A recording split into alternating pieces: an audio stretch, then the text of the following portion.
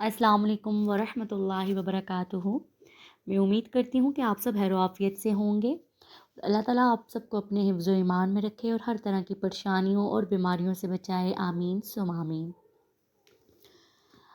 आज हम बात करेंगे चुप के फ़वाइद पर। ये बहुत अजीब ऑक्सीमोरोनिक टाइप का लेक्चर है कि मैं चुप के फ़वाइद पर बात कर रही हूँ। शायद इससे कुछ लोगों की ज़िंदगियाँ बदल जाएं। तो हदीस से स्टार्ट लूँगी। नबी करीम सल्लल्लाहु अलैहि वसल्लम ने फरमाया, खामोशी एक अजीम नेमत है, ख़ास तौर पर उस वक्त जब इख्तलाफात ज़्यादा हों, आवाज़ें बुलंद हो, इल्म की कमी हो और दलील की कोई औकात ना हो। देखिए कि चुप से बड़ी कोई बदुआ नहीं है। जब बंदा चुप हो जाता है कुदरत बदला लेती है, और जब बंदा सामने वाले को सुना रहा होता है तो कुदरत खामोश रहती है। आप यकीन जानिए, पीछे मुड़ के देखिए, जब भी किसी चीज़ में आपको नुकसान उठाना पड़ा होगा ना, तो उसके पीछे कहीं ना कहीं आपके अल्फाज, आपका बोलना शामिल होगा। और जब भी हम चुप रह के अगले बंदे की बात सुनते हैं तो हमें उससे ज़रूर कोई फ़ायदा हुआ होगा, नुकसान नहीं हुआ होगा। और जब देखें, जब भी हमें गुस्सा आए, हमें चाहिए हम चुप हो जाएं।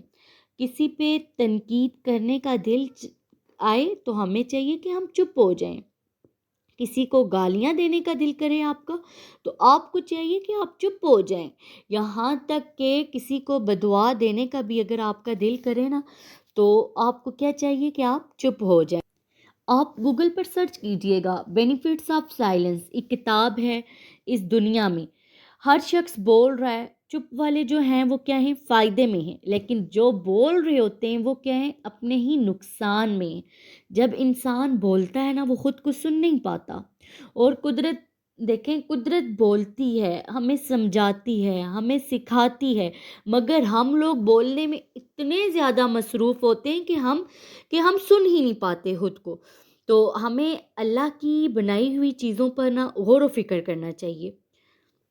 जब हम अल्लाह की बनाई हुई चीज़ों पर गौर व फ़िक्र करेंगे, इससे क्या होगा कि हम बहुत सारी बुराइयों से बच जाएंगे, हम नेकियों की तरफ आएंगे। तो और एक और बात, जब आपको लगे ना कि ये बंदा मुझसे इस वक्त ये बात करने लगा है, वो बात आपको पता हो कि वो गलत ही बात होगी, तो आपको वहाँ पर चाहिए कि आप चुप हो जाएं। उस बंदे की बात का जवाब देना कोई लाजमी नहीं है, बल्कि आप खामोशी इख्तियार। और आजकल तो हमारा माशरा इतना अजीब हो गया है कि हम हसद करते हैं, अच्छाइयों और कामयाबियों में ही क्या, हम तो बुराइयों और नाकामियों में भी हसद कर रहे होते हैं। देखें, हम बुराइयों और नाकामियों में भी हसद कर रहे होते हैं। वो हम हसद कैसे कर रहे होते हैं, जैसे अब किसी को बुखार हो गया है, ठीक है, और वो आके बताता है कि मुझे ना बुखार हो गया है। तो अब जो अगला बंदा है जो उसकी बात सुन रहा है, तो वो कहता है कोई बात नहीं, मेरे फलान रिलेटिव को कैंसर हो गया था, तो उन्होंने सरवाइव कर लिया है, तो इसमें बुखार तो इसके मुकाबले में कोई चीज़ नहीं है। देखें, बुखार हो गया है, अब उससे वो मर तो नहीं रहा ना, तो वो ठीक तो हो जाएगा। लेकिन क्या आप वहाँ पर इसको दुआ नहीं दे सकते थे, अल्लाह ताला तुम्हें शिफा दे? दे सकते थे ना हम दुआ। लेकिन लेकिन क्या होता है, हमारा जो टैप रिकॉर्डर है ना, वो ऑन हो जाता है।